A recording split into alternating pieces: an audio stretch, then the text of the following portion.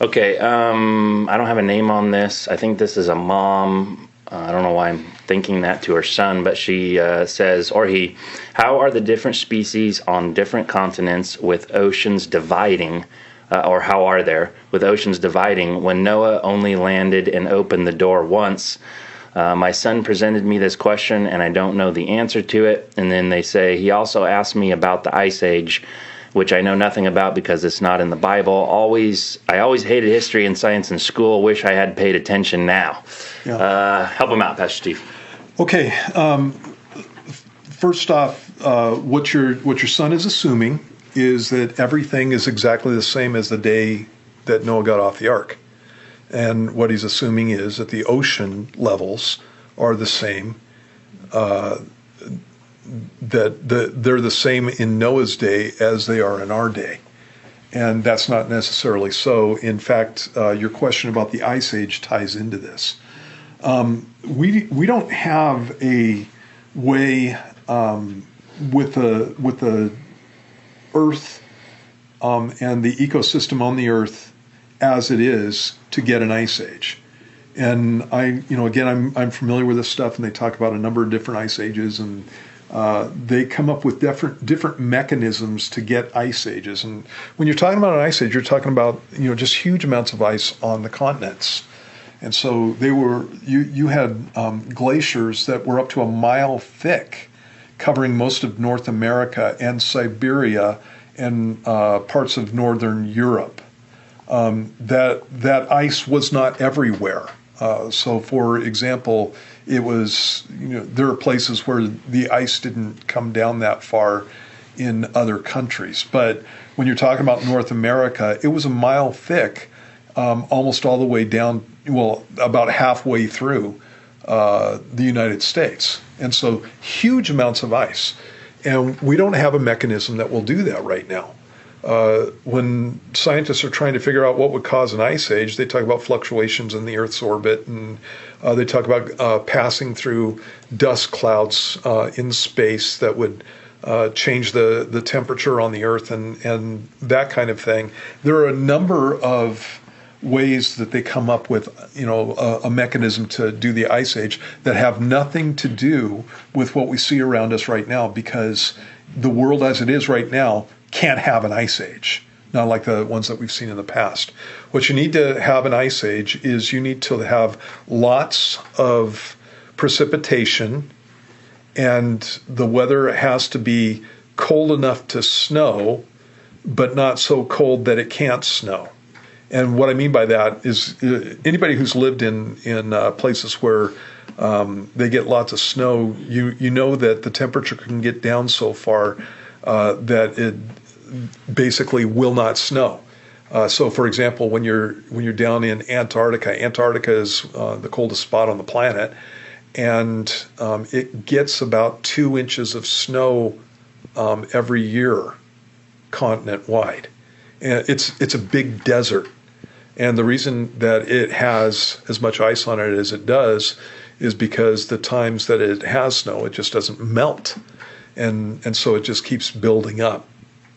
So what you have to get an ice age is you have to have high precipitation. You have to get the water out of the oceans and onto the land. When you have a mile of ice sitting on over half of the North American continent, that water has to have come from someplace, and where it came from is the ocean basins.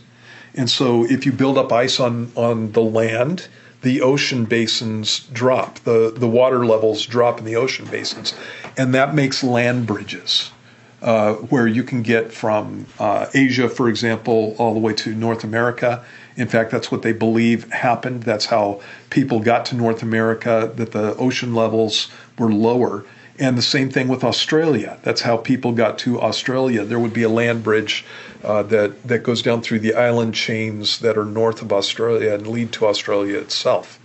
And so after Noah got off the boat, the presumption would be that the ocean levels were lower once the water came off the continents. And here's how that would happen. During the time of Noah's flood, what the Bible says is the fountains of the great deep broke up, and waters from underneath the earth flooded up and filled the ocean basins and overflowed the continents. And so what you have there is what's called volcanism. You have the earth's crust cracking. And so you're going to get heat when that takes place. And so the oceans are going to get warmer at that point. They're also, because this is volcanism, they're also going to be throwing up all kinds of ash into the atmosphere.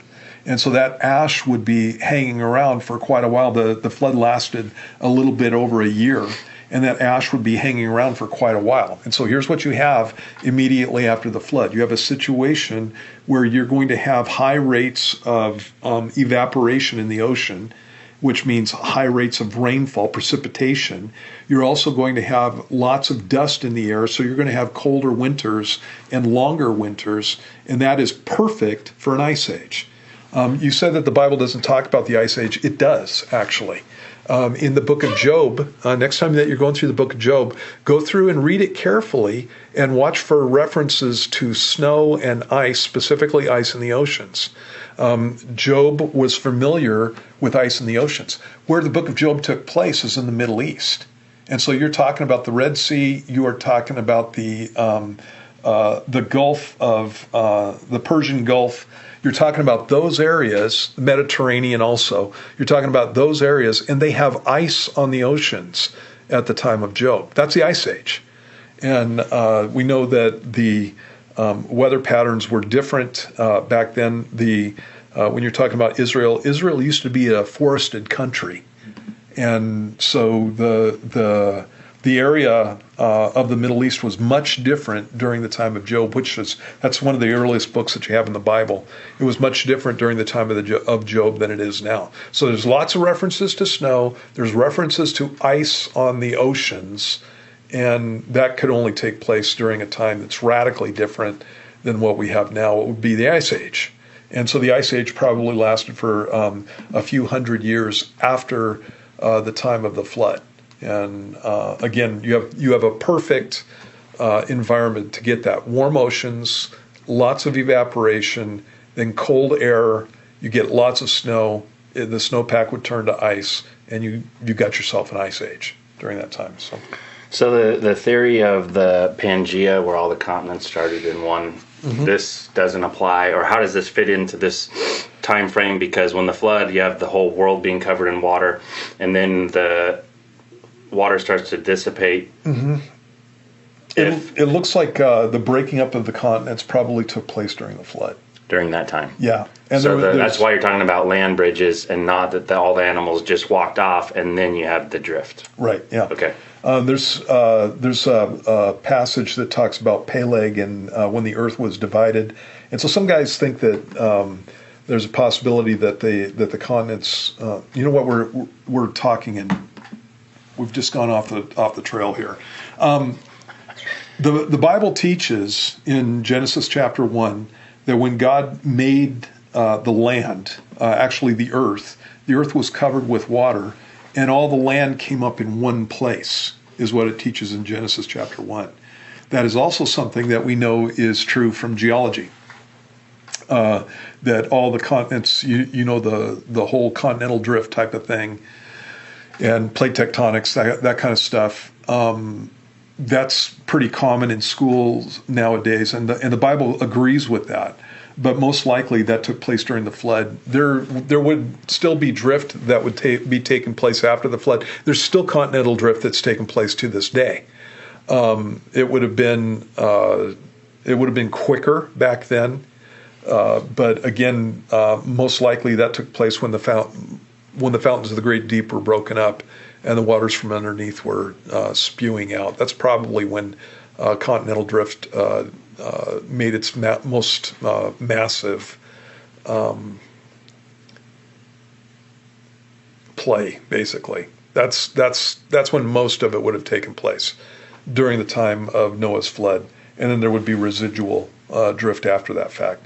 And so all you need to get people to every continent on this planet is to lower the ocean basins. And during an ice age, that's exactly what would take place. The oceans would be lower, and there would be land bridges all over the place. So, All right, there you go. The Ice Age explained.